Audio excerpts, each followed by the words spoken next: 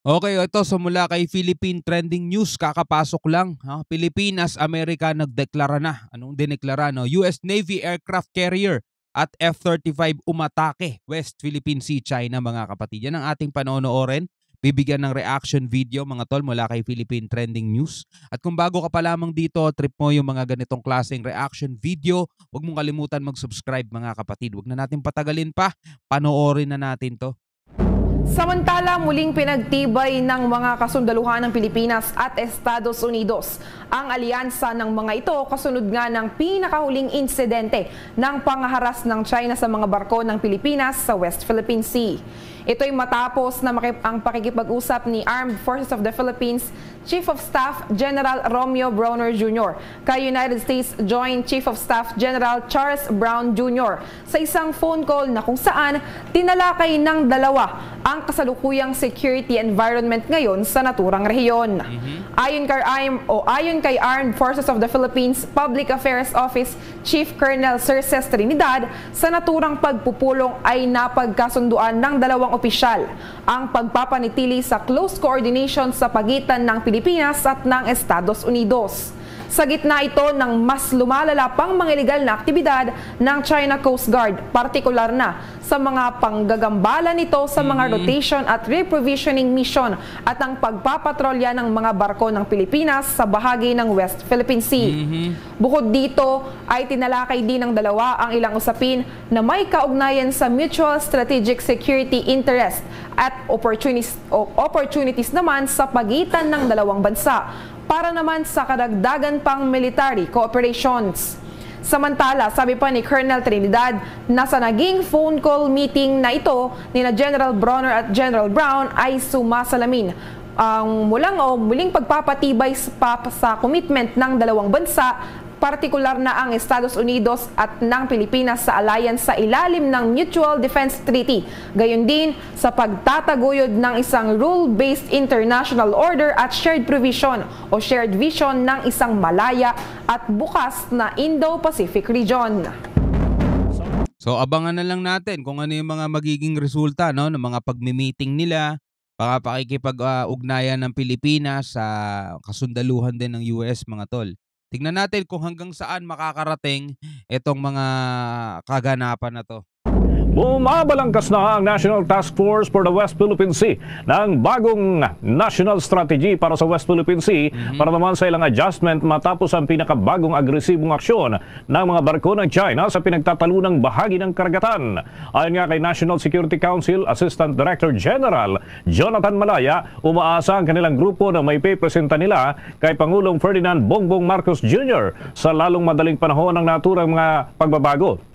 Hindi naman idinitalya ng opisyal ang ilang mga adjustments sa estratehiya ng bansa sa pagtugon sa issue sa West Philippine Sea. Dapat. Kung matatanda na muling sumentro ang maritime dispute sa pagitan ng Pilipinas at China matapos na bombahan ng tubig ng barko ng China ang Philippine vessels habang nagsasagawa ng resupply mission nitong weekend lamang. Nasa kabuuang 46 na mga barko ng China ang sinubukang harangin ang mga barko ng Pilipinas na itinuturing na pinakamalaki na bilang ng maritime forces na naidokumento ng mga lokal na otoridad.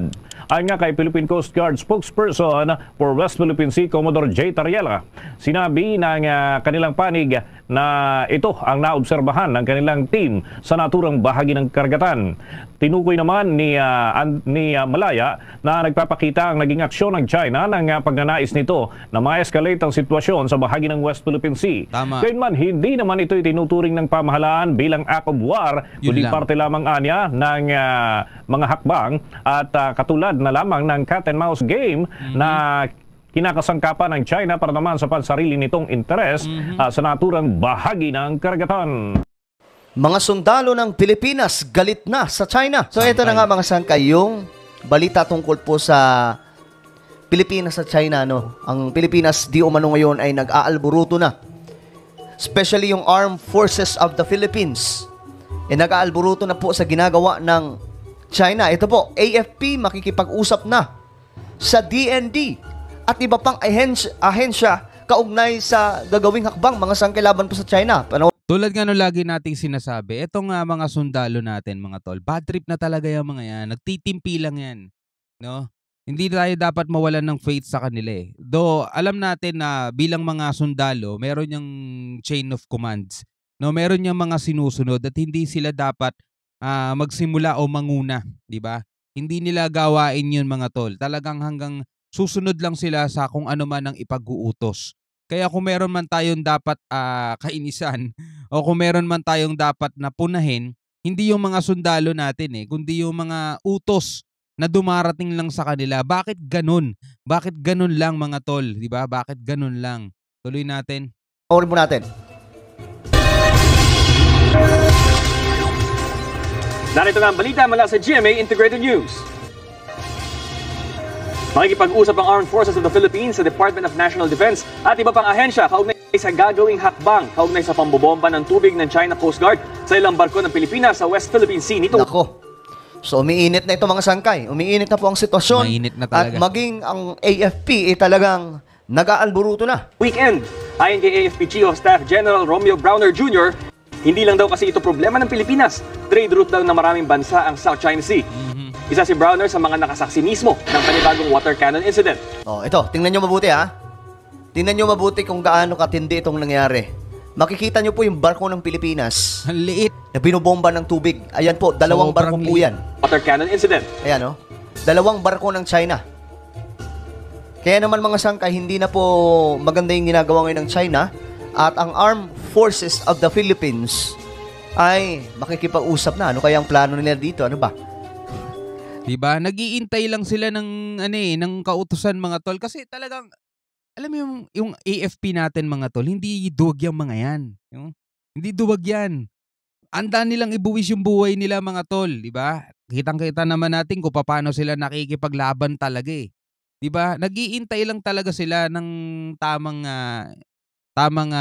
utos, no? Tamang pagkakataon, no? Ibaba mo lang yung utos namin, pupuputokan talaga namin yung mga yan. Ganon na ganon talaga yan mga tol. Kaya naghihintay lang talaga sila ng pagbaba ng utos siguro mula sa President, mula sa DND, di ba? Department of Defense. Pero nag-aalboroto na talaga yan. Tama rito si Sangkay Janjan mga tol. Kasi kitang-kita naman nila kung anong ginagawa ng China eh, di ba? Ang masama nun mga tol, napakarami pang pro-China na talagang parang nagdidiwang pa sila eh. Gagantihan na ba ang China?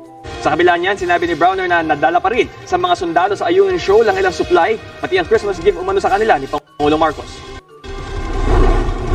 Narito naman ang iba pa. So, ito yung sinabi po ni Browner. Sabi po niya dito, galit na galit ako. Nung nalaman po niya, nung nakita po niya ang nangyari mga sangkay. Armed Forces of the Philippines Chief General Romeo Browner Jr. Nitong Lunes, ayon po sa kanya, he believes China was unaware of his presence on the boat. So, andun siya pala mga sangkay. That Chinese vessels rammed and water cannon over the weekend. So, ito po yung actions, mga sangkay ng China. Laban po sa puwersa ng Pilipinas. So, talagang, mga sangkay, mabigat na po itong aksyon. Pabigat po ng pabigat. Ayon po sa kanya, of course, galit na galit ako doon sa nangyari.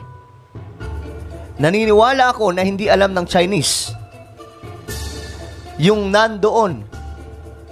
Na hindi po alam ng Chinese mga sangkay na naroon siya sa pinangyarihan. Kaya't ganun yung nangyari. Hindi sila nagbago ng taktika. Bagamat ay nag-increase pa yung kanilang aggressive actions. As you can see naman mga sangkay, no? Nakita nyo naman kung gaano ka-aggressive talaga ang action ngayon ng China. Nakaka-alarma ito at buong mundo na po naaalarma sa ginagawa ngayon ng China. Pero nakakabilib yung action ng ating AFP, no? Yung disiplina nila mga tol, 'di ba? Yung tolerance nila sa mga ganyang kaganapan. 'Di ba kasi kung tayo mga ordinaryong tao, 'di ba, nababadtrip na tayo, 'di ba? Parang gusto na talaga nating palubugin. Nababasa ko yung mga comment nyo mga tol, 'di ba? Minsan naiinis na rin kayo sa AFP, sa Navy, sa PCG, parang wala silang ginagawa, 'di ba? Hindi kasi sila pwedeng kumilos ng sarili nila eh. Ang punahin ninyo, yung mga nag-uutos lang sa kanila. Pero mo sa kabila ng kanilang ginagawa, nakukuha pa silang punahin o nakukuha pa silang pagalitan ng mga nakaupo, no? Ng mga nakaupo sa loob ng aircon. Nakaupo sa loob ng opisinang may aircon, mga tol. 'di ba? At sila yung nagbibilang ng pera ng bayan, naglalabas ng budget. Hindi sila matugunan yung ano nila, 'di ba? Yung pangangailangan nila para madagdagan ng assets, para madagdagan ng kakayanan, yung kapasidad, yung kapabilidad nila, 'di ba? Napapagalitan pa sila mga tol. Eh minsan yung mga PCG, Navy, AFP, hindi na nila alam kung saan sila lulugar eh. 'Di ba? Nakakaawa din yung kanilang kalagayan eh. Chinese vessels water cannon and rammed Onaiza May 1 and other Philippine vessels during a resupply mission to BRP Sierra Madre in Ayungin Shoal nitong linggo, mga sangkay. So, ang gagawin ngayon ng AFP, may kipag-usap sa Department National Defense. Ano ba ang kanilang plano? Papupuntahin na ba doon yung mga puwersa natin talaga, mga sangkay? Kasi hanggat ganyan po kakaunti ang puwersa ng Pilipinas Tama. sa West Philippine Sea, natural na natural gagawin, uulit-ulitin po yan ng China. At hanggat hindi tayo pumapalag, 'di ba? Kaso utos ng nasa taas eh. Okay, pumalag. Utos na nasa taas 'yun eh. Patindi nga po ng patindi yung kanilang ginagawa ngayon.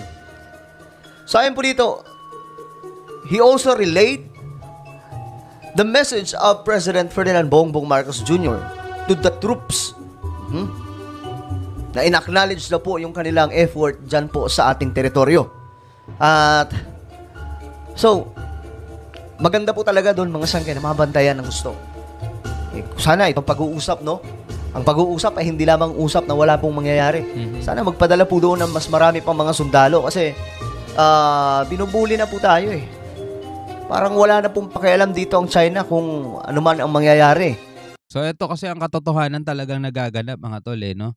Gustuhin man ng ating mga kasundaluhan na sampulan na itong China, di ba? Gustuhin man nila na batukan na itong mga inchik na itong mga tol. Hindi rin kasi nila talaga magawa. Unang-una ay utos yan, syempre, nasa taas at talaga sumusunod lang sila, mga tol. Ewan ko, iba ata pamamalakad doon sa China, mga tol eh. Yung mga PCG nila doon, mga militia vessels nila, may sariling ganap, may sariling aksyon.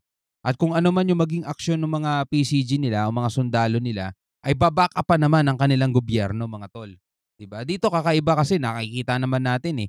Kapag ang military natin ay naikipag-ugnayan, for example, sa US, magpapalipad lang ng eroplano para manmanan lang kung anong mga nagaganap.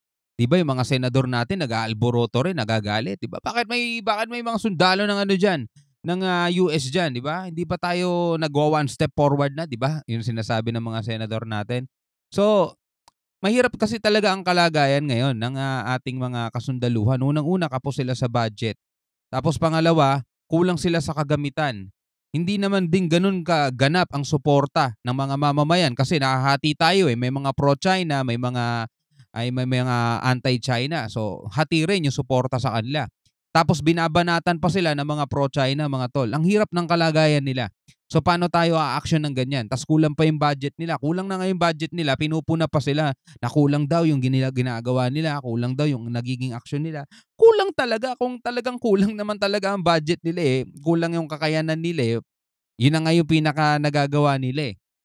Kung kakayanin lang, kung talagang papayagan lang sila ng gobyerno eh, bomba hindi lang na water cannon yan. Kaso, di ba? Ayaw nilang magpataasin palalo tensyon. So talagang hanggang ganito lang tayo mga tol. Na nakakainis na hindi natin, alam mo na, kung pwede lang di ba? Na binakbakan na nila yan eh. So ikaw bilang isang Pilipino mga tol, ano ang masasabi mo dito sa video na napanood natin? Pwede kang mag-comment sa baba. Pwede mong i-share ang iyong opinion, ang iyong saloobin. At pag-usapan natin yan sa comment section. Hanggang sa muli, ako nga pala si Shobal D. Peace out.